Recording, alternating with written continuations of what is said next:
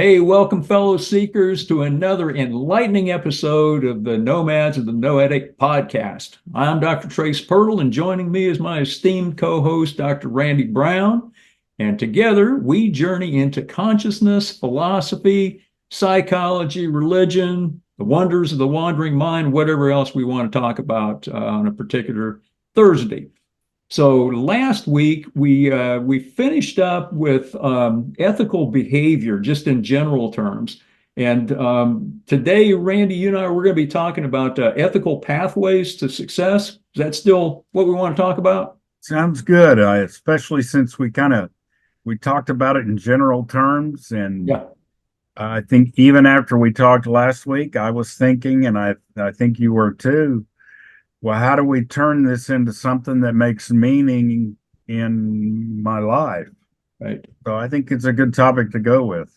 Yeah. Yeah. I agree. And just in terms of kind of a recap from last week, should we maybe talk a little bit about, you talked about the anchor, as a metaphor, and we talked a little bit about, how ethics are similar to morals and ethics, kind of going back and forth, and we kind of came to the conclusion that ethics are many times professional guidelines. So we'll have codes of ethics and standards of practice, and then you've got the morals that are maybe more personal, and each can be the anchor. One might be the anchor for the individual, and then the other one for ethics or ethical codes might be the anchor for an association or for a profession. Would you agree with that? I would agree. Okay. I thought another interesting thing as we talked, and just a side note, but there could be an occasion where those two things could be in conflict. Yeah, But absolutely. but mostly we're going to find that we'll find agreement between the two. Right. So Yeah. In the ideal world, absolutely. There should be, the agreement between morals, personal morals, professional ethics, and the law, right? right. Those should align. But you're right. Maybe today, as we're talking about ethical pathways to success, we may talk about where those are sometimes in dissonance, right? Not that harmony that we're looking for. And then what do people do? I remember listening to a actually it was a school superintendent one time talking about including students with disabilities in the regular classroom. And this is a long time ago, so he was getting some backlash from parents and Yeah. other constituents in his district. And he made a statement that has stuck with me for a lot of years because he said, if it's morally right and if it's ethically right and it's legally right, then we're on sound, safe ground. Right. I thought that was a very interesting statement. Yeah. Sometimes I think now we could get into difficult situations, but I think for that time period when he said that and the subject he was talking about, he was correct about that particular place. Yeah. That it met all three of those goals, and so we were on sound ground, or he was on sound ground to make the decisions he was making. Yeah. Yeah. And a lot of times too, when we think about the real world, everybody that could be listening to this, they're at different points in their professional career or their jobs, or their entrepreneurial path. And but if you're going to be working with a school, a university, some kind of a an organization, especially where codes of ethics and standards of practice are in place, then most of the time people are going to be under the umbrella of professional liability coverage, let's say, right, of the Right. school district, maybe, right? So if you're an educator in a school district or a university, as long as you are teaching or doing whatever you're doing, under the ethical umbrella, of the school district, their guidelines, and the professional ethics, then you don't have to worry about that professional liability umbrella. That's But if true. if a person's personal morals or ethics deviates from that, and they move a little outside of what the superintendent says is acceptable, then all of a sudden you're at risk because you're no longer under that umbrella. That's when you need to have your own professional liability insurance, personal, you That's know. true. Right, right. So, making sure that we're staying well within that circle or well underneath the umbrella of what is considered ethical conduct of a professional, then everybody's cool, right? Right. But we step out, then things start going funny. Yes. Yeah. So what about this deal with ethical pathways to success? Is ethical behavior a prerequisite for success, do you think? You know what, Trace? I really was thinking about this. Um, oh, to answer your question outright, definitely. I think without question, um, that ethical behavior is the best predictor of success. And I think we have to clarify what we're talking about when we talk about ethical behavior. But uh, within the confines of a well structured, established ethical plan or set of ethical standards, I think without question, it is the best predictor, without a doubt, because it encompasses so many things that any business is going to rely on. As you said, an entrepreneur is going to rely on the very same things. It is the best predictor. Yeah. But I will also say, though, I I want to make one caveat to that. It's the best predictor of success long term. Long term. Okay. Because if you're thinking about this week, maybe not. But if you're thinking about this year, yes. 10 years, yes. But this week, you might shortcut your ethics and do better Yeah. financially or whatever sales goal, whatever it is your target is. However, that's what's going to hurt you in the long run. Right. So I did want to say that. Yeah. I also wanted to mention, Trace, if I could, before we jump into what's actually in this idea of ethics, I just wanted to give a mention to Kohlberg, Hmm. Lawrence Kohlberg, Hmm. uh, who did the first really serious study of moral behavior. And the only reason why I wanted to mention him is because what he found out in his research is that we do develop in our moral thought from childhood to adulthood. So we go through a period of development until we get to an age where we can really think about rules are part of a social contract and part of what society expects. But he also had another stage that was beyond that, that Kohlberg himself at the time said, rarely do people reach it. Hmm. And that's that one of universal principles. Right. And I always thought about that um, being more of that's the ideal. Yeah. I think I read somewhere where he said that people like Jesus and Mother Teresa maybe have had attained to that particular stage of moral development. But the one thing I really have taken away from thinking about Kohlberg's research is just this idea that we do develop. And when we get to this point in our lives where we're ready to begin a career, uh, and when we're older and we're in the midst of a career or we're changing a career, Hmm. we should have developed along that pathway to the point where we are ready Yeah. to embrace a set of ethical standards and see where they greet and meet us in our own moral standards, Hmm.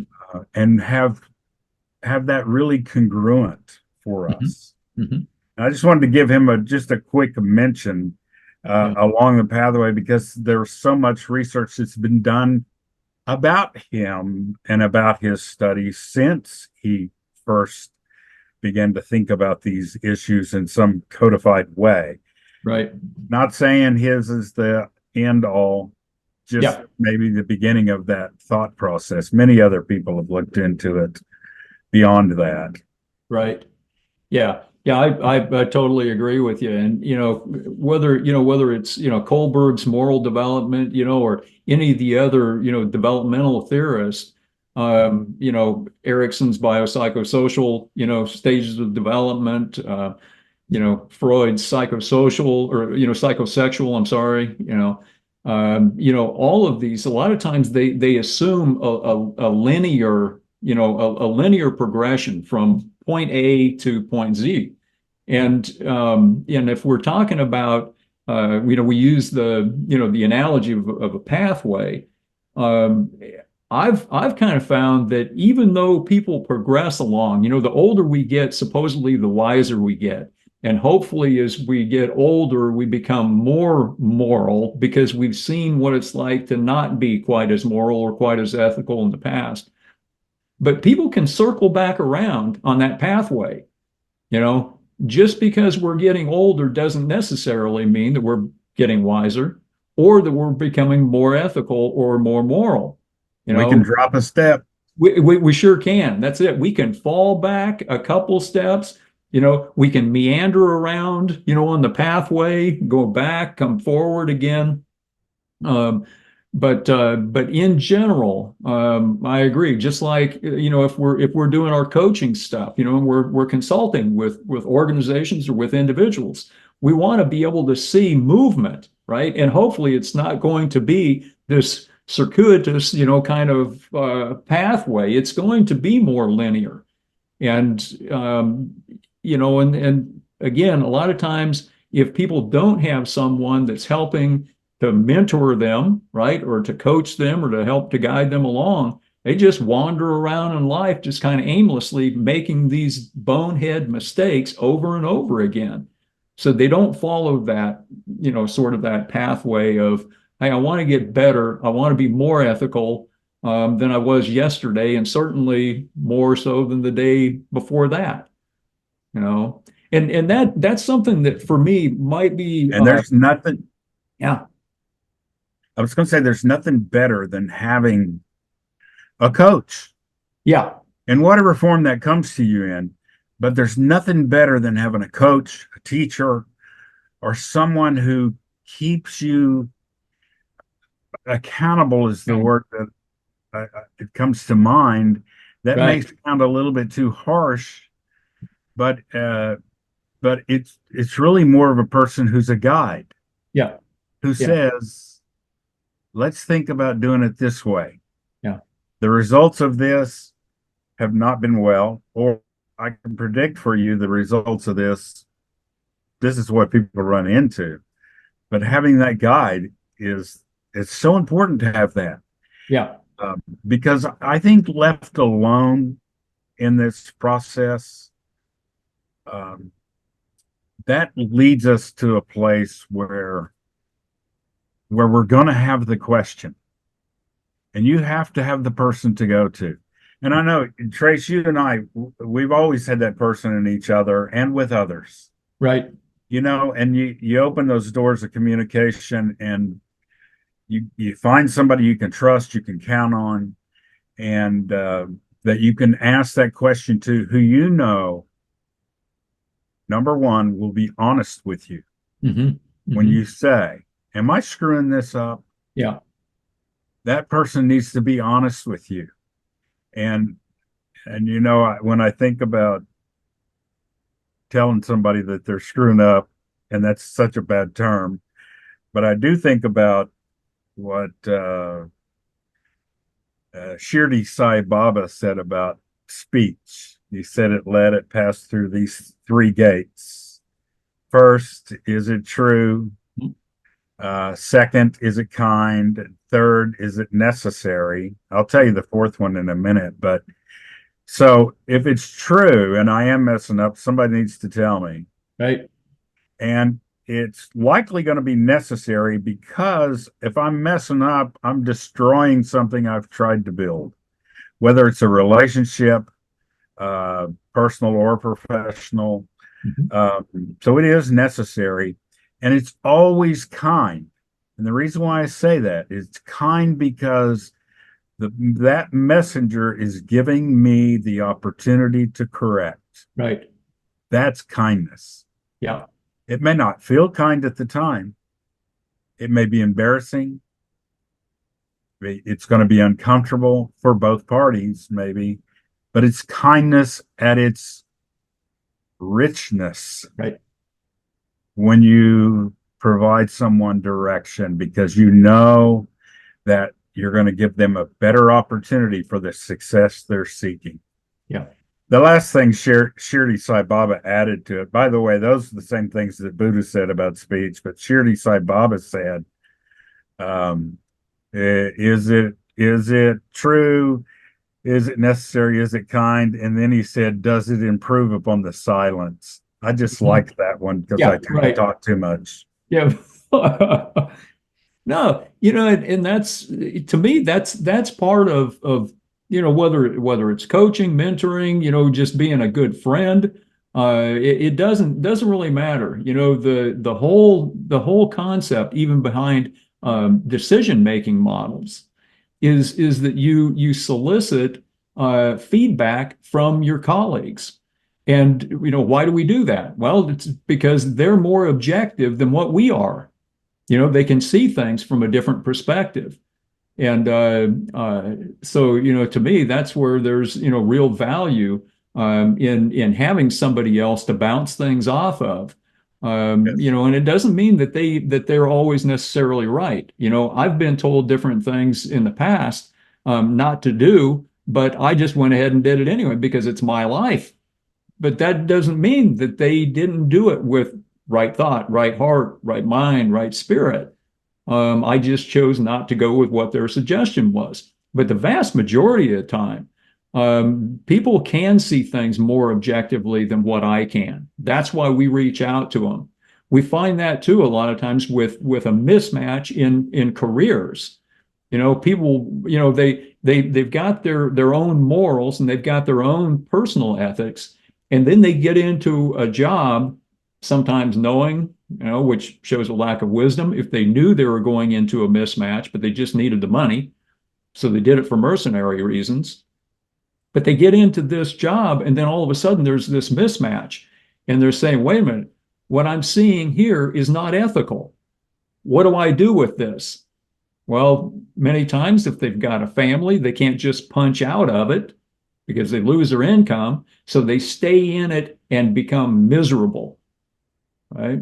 And that's when usually the problems start happening. You get stress levels that increase, anxiety increases, depression increases, people become suicide over a simple mismatch over what is ethical to me and what is ethical in the environment that I'm in. Shouldn't be like that, right? There should be counsel, where people can come and say, Right. you're just mismatched. It's not about you. It's not about them. It's just this moral, ethical mismatch between you and the environment that you're in. I've had that opportunity with several college students as they've approached their last year of college. Yeah. And they've come to me and said, I'm in the wrong program. Yeah. The good thing about that is, I don't care if you're in college, I don't care if you've been in your career 20 years, it is not too late. Yeah. Right. There is opportunity to change. Your experience is not wasted. Yeah. Your experience has built you into the person you are. Right. Let's take that and funnel that into what you need to become Hmm. so that you can have that happiness, that Yeah. contentment, that pride, and that peace of doing that job that you want to do or Yeah. need to do, might even be a better term for it. Right. Uh, what is it that you can't live without doing? Yeah. Don't do the other thing just because you feel like you have to, Yeah. because you don't have to. We can take those things that you've learned, the skills you've built, and we can show you a pathway Right. or a lucrative opportunity in the place you need to be. Yep. I do believe that that is almost always possible. Yeah. Uh, Yeah. almost without question. The reason why I say that, Trace, is I look at you're an example of a retired military man. Um, my my stepson just retired after 22 years. Mhm. Look at the skills he built. Yeah. Who wouldn't take that? Right. Right. You know, Right. that's not where he wants to spend the rest of his life. So Yeah. now he's going to be a teacher because that's actually what he wanted to be. Okay, great. He's going to take all that stuff he learned, but there's so many other examples. That's just one of them that really seems to happen often. Yeah. A person serves their time for the country and then they come out and they do something else. Right. Skills they learned there, um, those are always used in what they do. Yeah. Hopefully, the experience that they had do not leave them um, with things they have to deal with. Right. But even that we deal with. Yeah. That also becomes a part of the fabric of who they are. But they may need the assistance to model through that too. Yeah. Exactly. Yeah. And having somebody there, and just so we're clear on this. Remember, I didn't retire from the military. Mine was Right. 7 years, and not like Lupe's son. That 20 years, that's a long time. So, Yes. but 7 years is a long time. 7 years is a long time. And again, just because we're talking about morals and ethics, I had a great career going with the military until I had a moral dilemma, right? We've talked about this Yeah. before when I was with ICBMs, getting ready to potentially turn keys and incinerate billions of people. I really believed in the mission. So there was no moral conflict with me and nukes, because if I ever had to do my job, it's because it would be the old Soviet Union or the non-Soviet Warsaw Pact people had launched on us. So I was defending the homeland. But that did change with those tactical nuclear missiles. It changed the whole dynamic of what is my real role and function and purpose here. And when I realized that I had a moral conflict with potentially being part of First Reich, executing first, right, starting World War III, I couldn't do it anymore. So people are left with those kind of dilemmas. What do you do? Do you continue being mismatched and being incongruent between who you are and what you're doing? Or do you step outside of it and say, I'm not, I'm being driven crazy. I am crazy right now, but I'm not going to go to the VA. I'm going to go train to become a counselor. That's what happened with me. So sometimes we really get pushed out of some things into the right pathway, even though we see that we think, hey, this is a wreck. I'm a wreck. And then we get pushed in the right pathway, and then all of a sudden we realize 40 years later, hey, this really turned out pretty good. I'm exactly where I need to be now, totally matched with what I should be doing based on my morals and my ethics.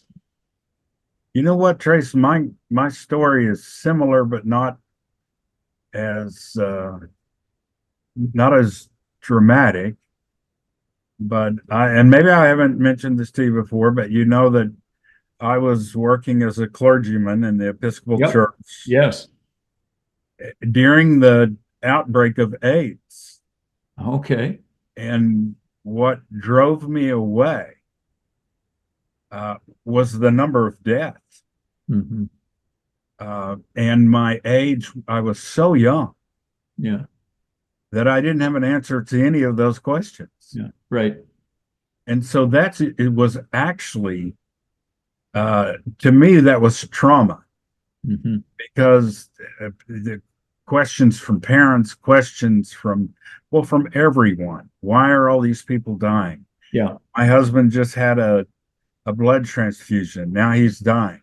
Yeah. I mean, and all of those, I didn't have answers to any questions, to Yeah. any of them. Is this God's judgment? I didn't have the answer to any of these questions. Yeah. And I was too young to be dealing with that significant amount of death, just not wise enough and old enough. And that's when I decided to become a teacher. Yeah. And so I left that and went to school to become a teacher. And that's what led me down that pathway. So Right. not quite as dramatic, but a similar crossroads Exactly. where you get to a place where you realize I'm not doing what I'm supposed to be doing. Yeah. I mean, because I started out thinking that I was in a helping profession Right. that I was ready to do. It turns out I was in a helping profession I wasn't ready to do. Yeah. I wasn't prepared to do. I wasn't wise and old enough to do, quite frankly. Um, wasn't ready to face that. I'm sure that there are people that went through COVID uh, that were young and doing that same job that had the same experience that I did during that time with so many people dying. But in any case, I just realized that it wasn't what I was supposed to do. Yeah. And Yeah. so, I made that jump and quite literally, and maybe you felt this way too. I was lost for a bit. Yeah. I just knew that I couldn't do it, and so I left. I Right. stepped away from it, Yeah. and you know, Trace, the uh, the young man that was ordained with me was with me during that time, a fellow clergyman. He nearly committed suicide Right. over the same issue Yeah. because he was my age. Right. Fortunately, they got him help, but I dealt with that in a different way. I just left, Yeah. and said, I just can't do this. So I think it's a similar kind of thing. And I do think, though, that part of what I longed for at the time was I was grasping for anyone to help me, Yeah. tell me what it is I can do to make this work. And there were some people that guided me a bit. Yeah. Um, but I didn't mean to get us off topic, Trace, but I It's wanted to. it's not. No, in fact, it's definitely on topic. I was just writing something down that I wanted to mention to you. I Yeah. was thinking, and I don't know if you're ready to move on about because we were talking about. Did you have something you wanted to mention Yeah. first? Well, yeah, just along that lines that you're talking about. I think this is relevant to happening with a lot of people. So you get a person who goes in to become a pastor, a priest, something, anything, a counselor, a social worker, psychologist, whatever.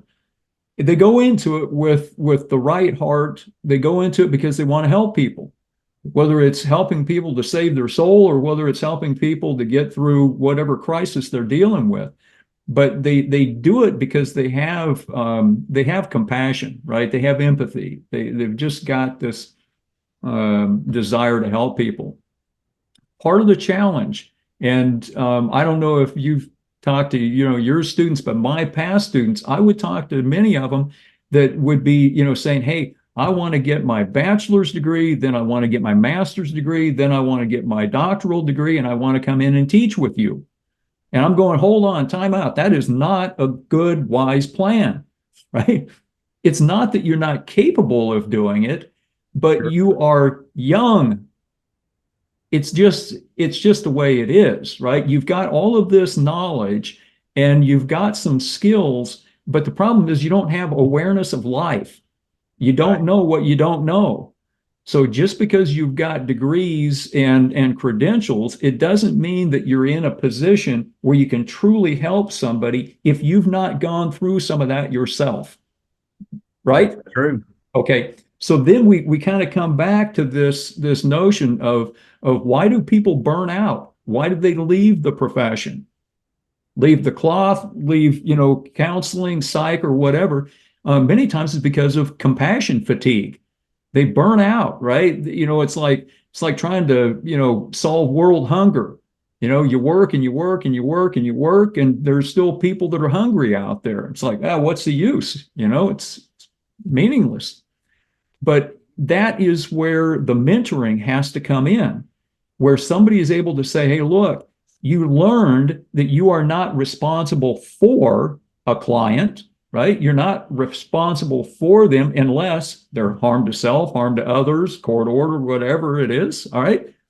But unless there's immediate danger, you're not responsible for them, you're responsible to them.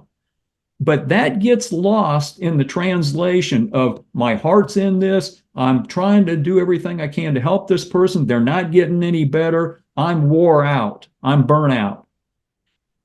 That's unfortunate. And many times it's simply because there's a gap between the reality of a profession, of a helping profession, especially, and learning how to do it, but then translating that into doing that and generalize it over time, over years, over decades, Yes. and still maintain your own sanity while you're helping somebody else gain theirs.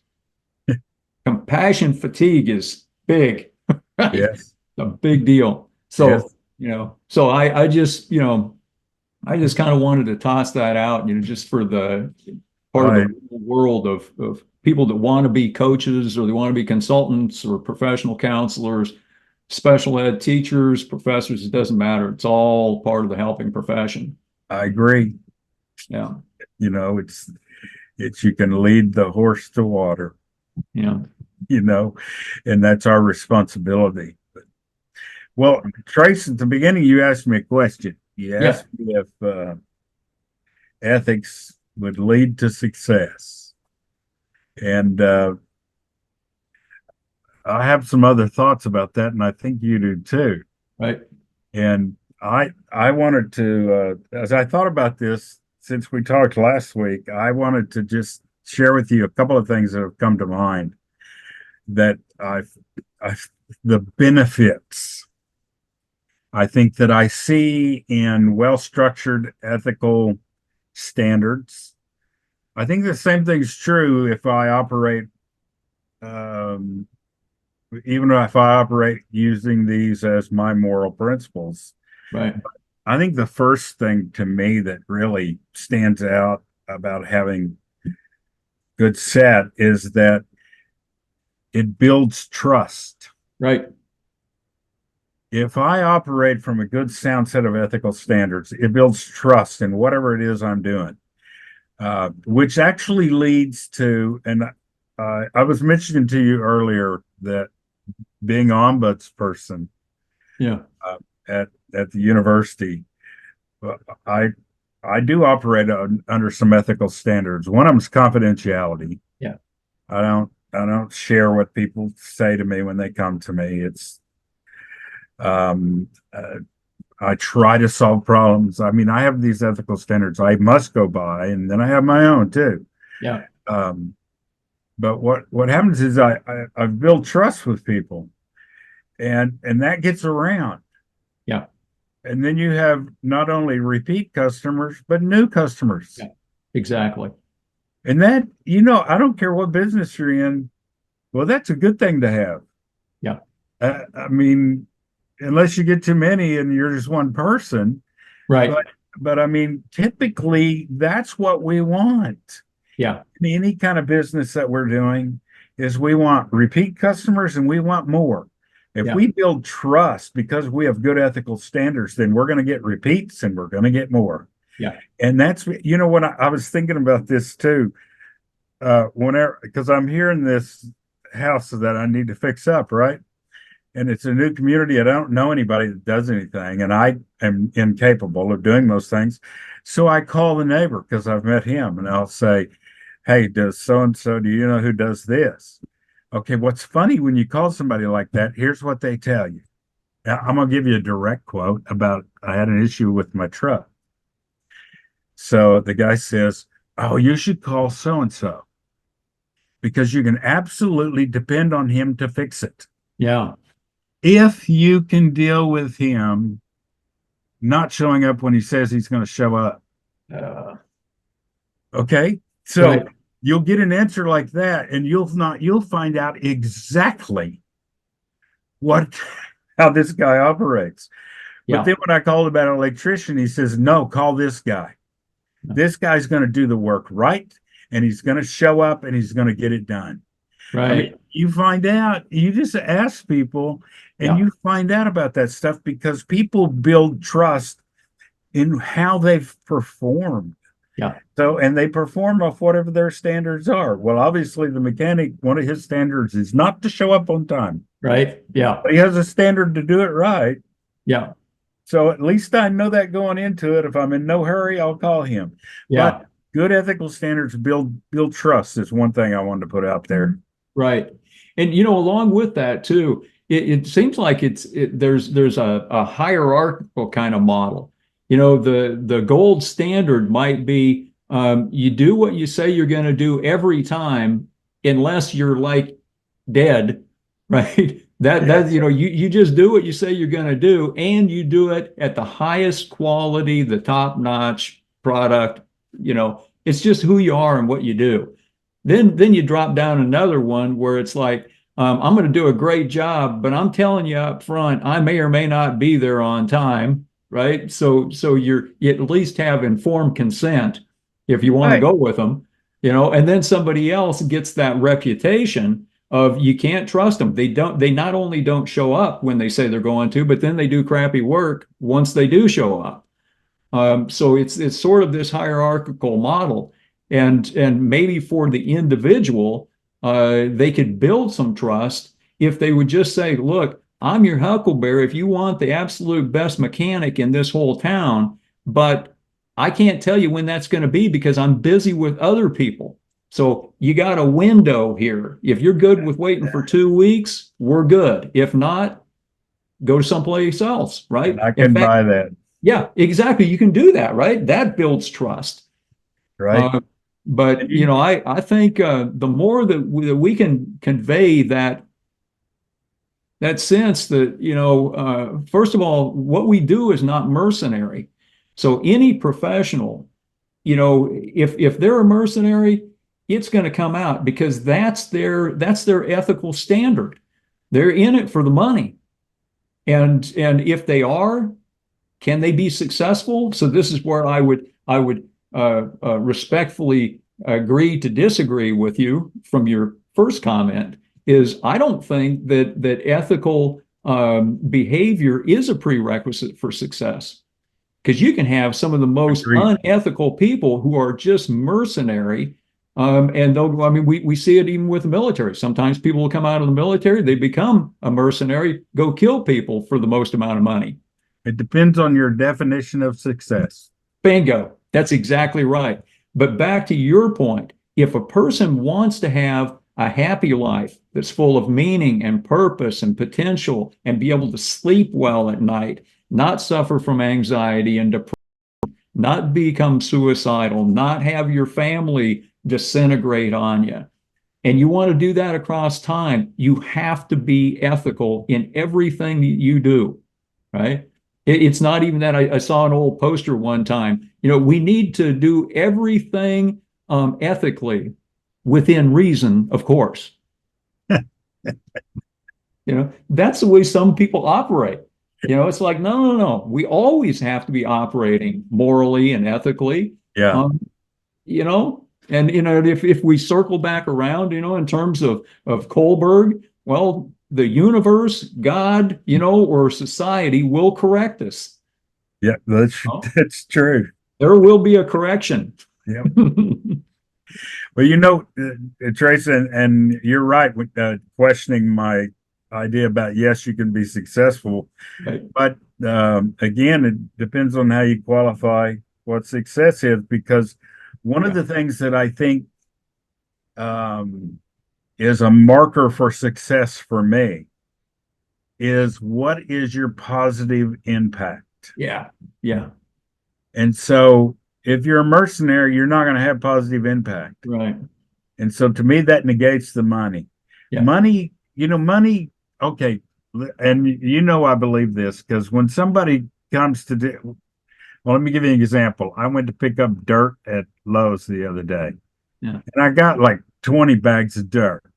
Well, I'm an old man. This young kid comes out there and I know it's his job. They sent him out there and he loads all that dirt for me.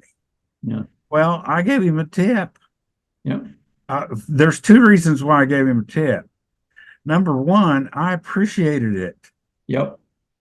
Secondly, uh, he's a young student. Yeah. He probably needs that money more than I do.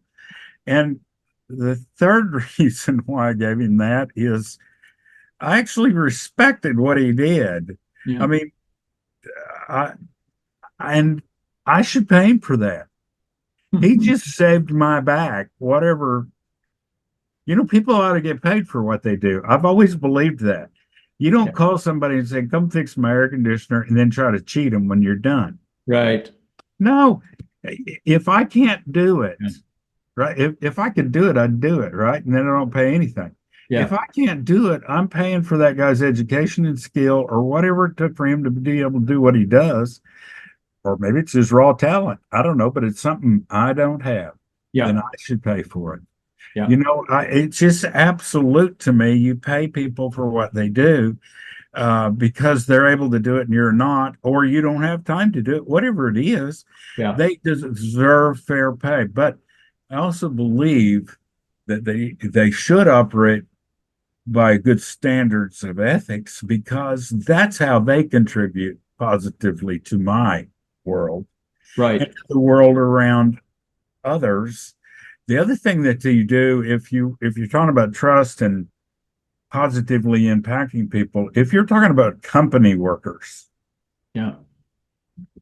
it's it's more than just the customer then, Yeah. because this bleeds off by example Right. to everybody that works there. Yep. That's And right. so that also becomes success Yeah. in many ways, sometimes tangible, but sometimes not. Yeah. But sometimes it's true the trustworthy guy just gets more work. Yeah. Yeah. And I've heard people complain of that. But more often than not, the trustworthy guy gets more responsibility. Right.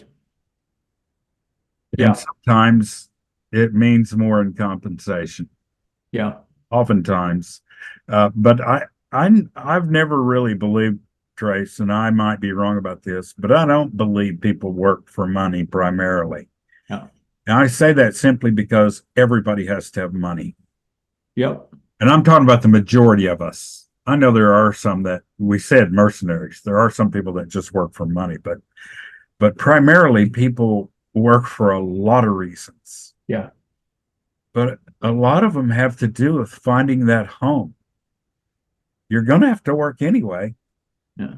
Why not find that place of peace and comfort and meaningfulness? Yeah. That's where I'm going to be happy making money Right. because I need it to pay bills or whatever. Yeah. This may sound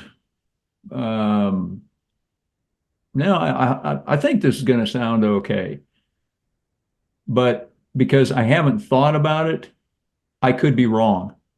Okay. What I'm going to say is this. Over all those years that I prepared counselors, right? Get them through a master's program. They go out there to become, school counselors or mental health counselors, whatever. What I was preparing them to do was to do a profession where they're going to help other people. Granted, right? They want to do it. They got a heart to do it. They get through the program. They go out there and they're successful. But what I was doing is I was setting them up for a career where they're going to probably make between $55,000 and $65,000 a year, give or take, depending on, let's say, if they're a school counselor in the district. All right, could be a little more, a little less, but that's pretty much average. Or if they're going to be a mental health counselor, if they're going to be an LPC, maybe 65,000 ish. But it's not like they've got a lot of income potential. And what was just 10 years ago, 5 years ago, had a whole lot more purchasing power for that amount than what it does now with our inflation. So the model that we're kind of talking about, and this goes in a little different direction, but it's helping people to help others, but doing it where they don't have to starve their family.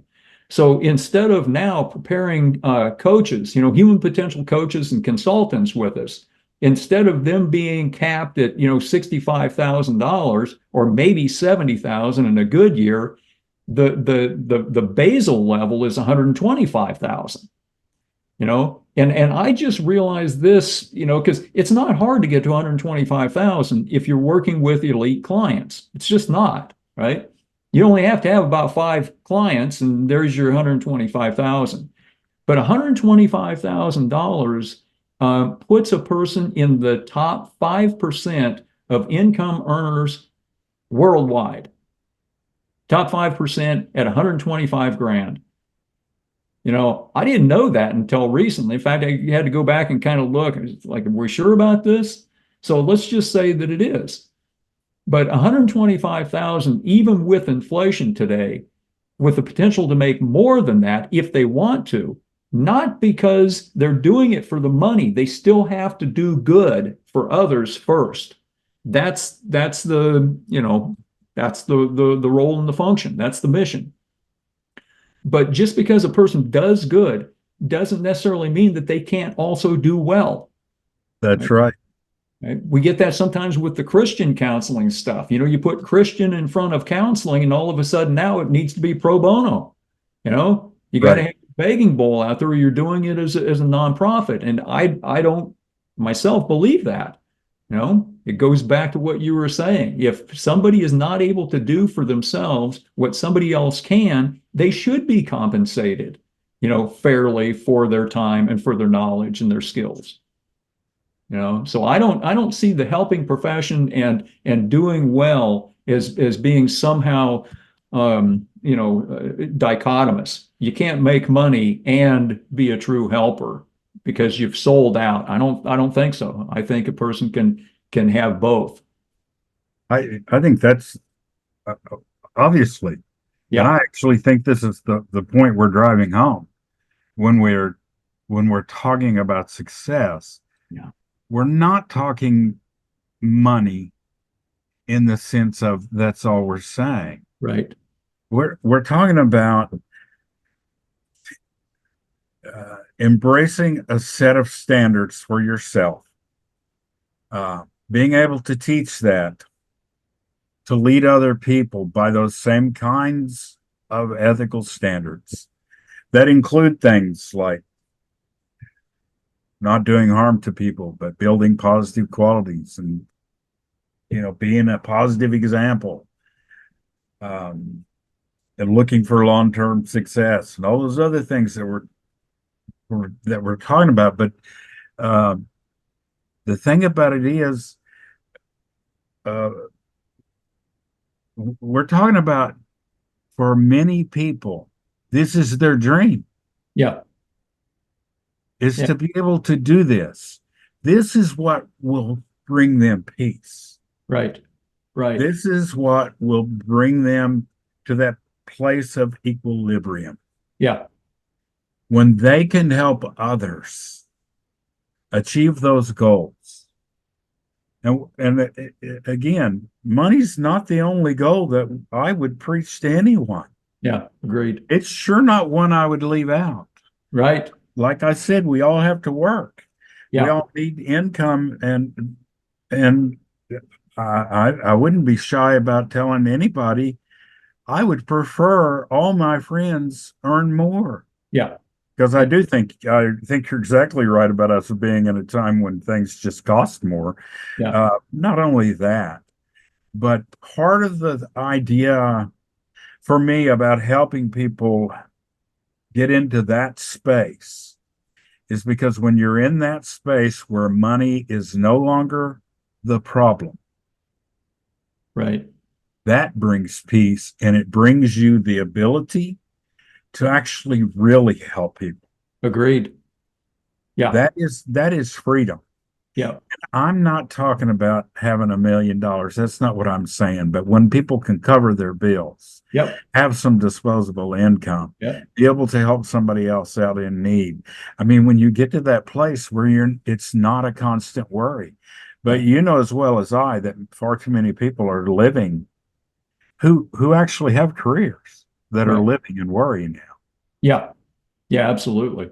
And I don't believe they need to. I believe we need to I believe we need to have an opportunity and build that opportunity for people and lead that pathway Right.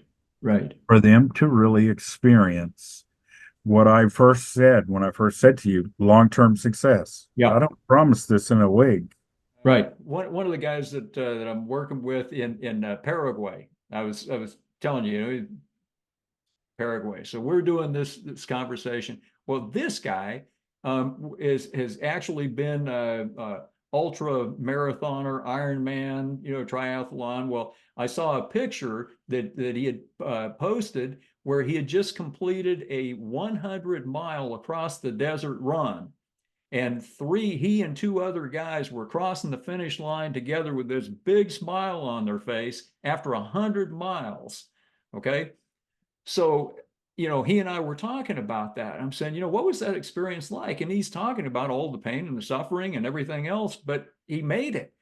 But the point was, he can actually tell somebody, look, if you want to run 100 miles across the desert in Morocco, I can teach you. I can be your coach because I've done it. And I'm telling him, yeah, in theory, I could tell somebody how to train for that 100 miler, but I haven't been able to complete a marathon yet, let alone 100 miles in the desert. That's Right? right. So, so hopefully most of the things that we're talking about doing, we've been to the top of the mountain that we're coaching people, right? Yes. I don't want to be one of those guys, that says, I can help you get to $10 million if I haven't made the $10 million myself, That's right. but you go talking about helping a person who's got a good heart make 125,000 or 150 or 200,000. Okay. Yeah, we I we can can tell talk you that. about that. Right. But Yeah. here's one other thing, Ray. I just wanted to bounce off of you. I came across this. Let's see if you recognize this. Oh yeah. The logo walk. You Yes. were there. I was there. Right? So on the back, if you remember these T-shirts that we had, Oh one of the yeah. yep, one of the things had on there was the number of completed suicides. And because this was in 2010, I'm thinking the statistics we had were probably from 2008, let's say, or 2009. And that number on there was 31,045, 31,045. That number, right? That number has gone up to the latest statistics that we've got, 49,476 from 2010-ish until now. It's a 59.37% increase, right? We can talk about people are not finding meaning and purpose, they're suffering, there's a mismatch in what they're doing. But the bottom line is people have become hopeless, no matter whether we've been doing counseling, psych, social work, everything else. The medical model. We got more people on psychotropics. We got more people, with diagnosis, treatment plans. Everything is through the roof, and we're not winning. What we're doing is not working. So to me, this is where we've got to come in and saying, look, we've been part of this process. Now we have to be part of the disruptors and say what we've been doing ain't working. We've got a better mousetrap here, and I think we really do. But we've got to go back to when people are saying I'm mismatched, and I'm being asked to do something that is unethical to me, right? It's against my moral standards, but yet they feel like they have to continue to stay in it. They end up becoming one of the statistics on the back of somebody's t-shirt, right? Yes. And from everything that I was doing, right, there was only one thing that was almost as stressful as dealing with nuclear weapons, and that is suicide intervention. Because Yes. you don't know who you're getting in the middle of the night, 2 o'clock in the morning, right? They could as easily, be pointing the gun at me as themselves. Okay. Right. It's hard to lose somebody to suicide when you feel that responsibility to them and for them, and yet they go ahead with their completed suicide. But what's it like, if you're not one of those people, as a statistic? We're able to intervene because we're not encumbered by 150, or 100 people in a caseload. We've got a manageable caseload. What's the value, right, of a person that is saved from suicide as opposed to the risk of losing them because they fell through the cracks? You know, Yes. I don't know if that makes any sense or not. There's a certain amount of that rambling that goes on. But if you've got a grandmother who is concerned about, her grandson or granddaughter, is whatever amount that she pays for the tuition to get the coaching, if it works, it was a good deal, right? Like And the mechanic. I'm thinking about even companies. You Yeah, find you have an employee who you know is not thriving, right. and you know is looking for. I mean, you're looking at the potential that he's not going to be there any longer. Yeah, You're going to have to release him. I think there's hope in that situation. agreed. And even if the hope is he decides that he needs to be somewhere else, Yeah, maybe his decision is I'll be alive somewhere else. exactly. But maybe his decision is we can talk about aligning goals and ethics and he becomes happy and peaceful in that job. Yeah, I mean, I think about places where um, employers care that much. yeah. Trace, let me just tell you one real quick little story um, about something that surprised me about a place that I worked. I probably mentioned this to you before, but I'm going to tell you real quick again. When I went to work at the State Department of Education in Oklahoma, Mm-hmm. in the special education section, so it's a state department, it's a government job. Um, I I got a little note that I needed to meet with the director of that department. I went to him. He was an older gentleman. He had an office with lots of windows, really nice office. Yeah. He asked me a lot of weird questions. Now, I was already employed, so none of them were illegal, but he asked me things like, what kind of car do you drive? How many kids do you have? What are their ages? I asked me just real personal questions like that. And then he said, well, it was nice to meet you. And he sent me on my way. Yeah. And I didn't think anything about it. And I found out several years later why he asked me those questions. And that's because he went to work every morning at 6:30 in the morning while the rest of us shut up at 8. And he got down actually on his knees to pray. Ah, And he prayed for me by name and every other person in his office. And the wow. reason why is because he was going to send me theoretically that day out to the panhandle of Oklahoma to monitor some school district. And he knew I was driving a 68 Ford Fairlane 500 that could barely run. And so Right. he was praying that I'd make it there and back. And he was praying that I wouldn't drive fast just because I wanted to get back to my 4 kids. He was praying for me as an individual because he knew as a boss, he made decisions that impacted my Yeah. life. Yeah. Okay, so what I learned from that, after all those years, I learned this man did that. I had no idea. I just thought they were weird questions. Yeah. What I learned is there are places you can work where people care about you. Absolutely. And if there's companies out there that care about their employees, and there are many, Yeah. maybe there's a place for having a coach, Yeah. having a mentor, come and visit with a particular person who's struggling, Yeah. or more than one, Right. or a group. Yep. Let's build some standards we all agree to operate by. Yeah. Let's do some things that not only prevent harm from each other, but really build this positive atmosphere, Yeah. build integrity, that Right.